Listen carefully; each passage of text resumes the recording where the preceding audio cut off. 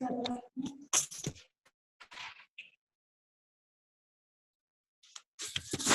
afternoon. Today we have discussed the concept of pointer. In this lecture, we have to discuss pointer, then declaration of pointer, what is meant by class, what is meant by object, then referencing operator, dereferencing operator, then its program, also pointer to object. Okay. First of all, discussion with pointer.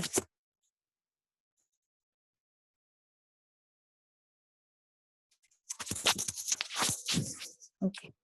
What is meant by pointer? A pointer is a variable which is used to store the memory address of another variable. Okay. Pointer is a derived data type of C++. The pointer are variable that are used to store the address of another variable. म्हणजे काय? Pointer हा एक variable असतो, त्याचा use कशासाठी होतो? Address store करण्यासाठी, storing address of another variable. Clear? ठीक आहे. त्यानंतर त्याचा सिंटॅक्स बघा काय? Data type star variable name. आता डेटा टाईप कुठले हे सगळ्यांना माहिती आहे, integer, float, character etcetera. Then variable name. Variable name हे आपल्यानुसार आपण डिसाइड करत असतो, हा युजर डिफाईन करत असतो. ठीक आहे. तर बघा एक्झाम्पल मध्ये मी दिलेले डिक्लेरेशन कसं करता. डेटा टाईप घेतला मी फॉर एक्झाम्पल इंटिजर, त्यानंतर स्टार आणि व्हेरिएबल नेम घेतलं PTR. PTR is my pointer name. Okay. Clear. Again second example मध्ये बघा डेटा टाईप मी फ्लोट मेन्शन केलेला आहे, त्यानंतर star PTR. PTR is my pointer name. Okay. तर पॉइंटर कन्सेप्ट समजते सगळ्यांना. पॉइंटरचा यूज कशासाठी होतोय? Pointer are variable that are use to store the address of another variable or store memory address of another variable. Clear? Next, declaration समजलंय, pointer definition कळली आहे. तर मला नेक्स्ट कन्सेप्ट बघायची आहे, referencing operator and dereferencing operator. आता referencing म्हणजे काय आणि डिरेफरन्सिंग म्हणजे काय हे आपण यामध्ये बघणार आहोत. तुम्हाला पॉइंटर कन्सेप्ट कळली आहे. Pointer are variable that are use to store the memory address of another variable. त्याचा सिंटॅक्स बघितला, data type star pointer name. Okay. आता ह्यामध्ये काय बघतोय आपण? Referencing operator and dereferencing operator. First आपण बघूया रेफरन्सिंग. म्हणजे रेफरन्स ऑपरेटर किंवा रेफरन्सिंग ऑपरेटर म्हणजे ऍक्च्युअली काय? रेफरन्सिंग ऑपरेटरलाच नेक्स्ट काय म्हणतो आपण? Address of operator. Reference operator address operator same thing. Address of operator means काय? रेफरन्स ऑपरेटर किंवा रेफरन्स ऑपरेटर मीन्स काय? Address of operator. त्याचा सिम्बॉल काय? एम्परसेंड. ठीक आहे. ऍड्रेस ऑफ ऑपरेटर हा डिफाईन केला जातो एम्परसेंडने. त्याचा सिंटॅक्स बघा, एम्परसेंड व्हेरिएबल काय असणार आहे? Ampersand variable name. आता मी एक्झाम्पल मध्ये दिलेलं आहे, p is equal to ampersand of X. काय बघा, p is equal to ampersand of X means काय असणार आहे? Address of the variable X. Listen, address of the variable x is copied into the pointer variable p. Hence, the pointer p is pointing to the variable x. Okay, clear thing? p is equal to ampersand means काय सांगितलेले? Address of the variable x. कुणाचा address? x चा address is copied into pointer variable p. p is pointer name.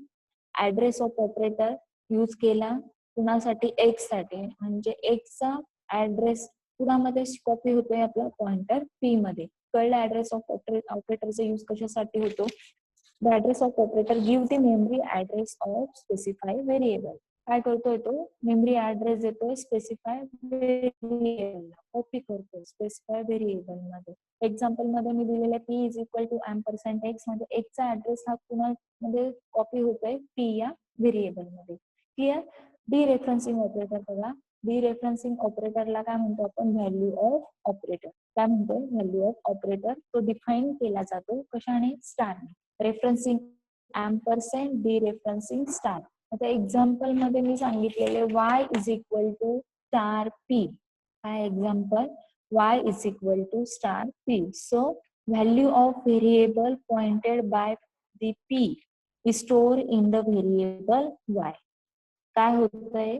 Address of ऑपरेटरचा use कशासाठी होतो? This pointer returns the value store in the variable pointer by the specified pointer. Okay, again I will repeat, this operator returns the value stored in the variable pointed by the specified pointer. Clear?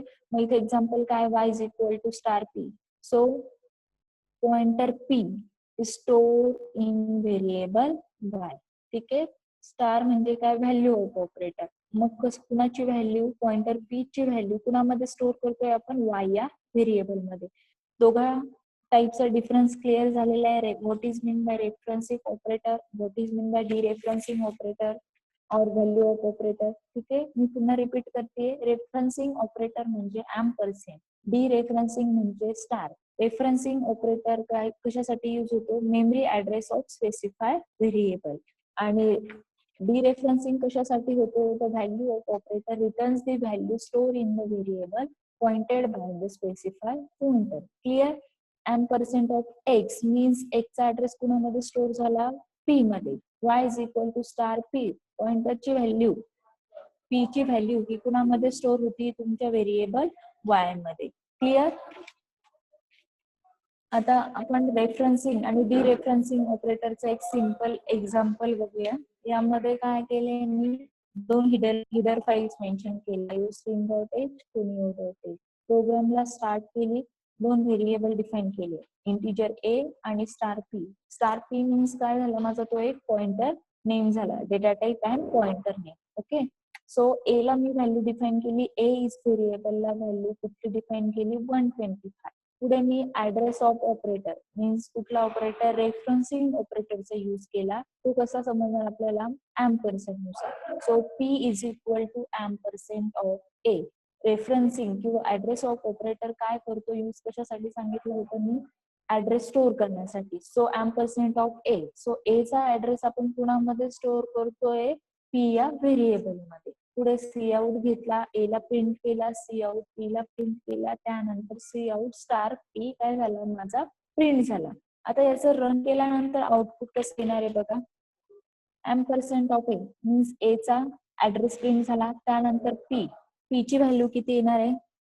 P मध्ये काय असणार आहे? तुमचा address print होणार आहे. कुणाचा? ए चा. Star P म्हणजे काय? व्हॅल्यू कुणाची प्रिंट होणारी? जी ए ची व्हॅल्यू असेल. ए ची व्हॅल्यू किती आहे? 125. So output is 125.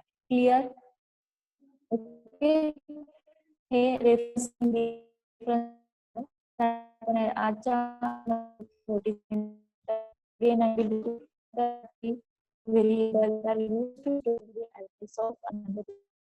Pointer डिक्लेरेशनचा syntax बघितला. कुठला आहे? Data type, star, pointer name किंवा व्हेरिएबल. ओके, नंतर आपण रेफरन्सिंग ऑपरेटर म्हणजे address operator, referencing operator means value operator, हे कन्सिडर केलेले एक्झाम्पल बघू. सो नेक्स्ट लेक्चरला ठीक आहे, नेक्स्ट लेक्चरला नेक्स्ट टॉपिक हा आपण कव्हर करूया. थँक्यू.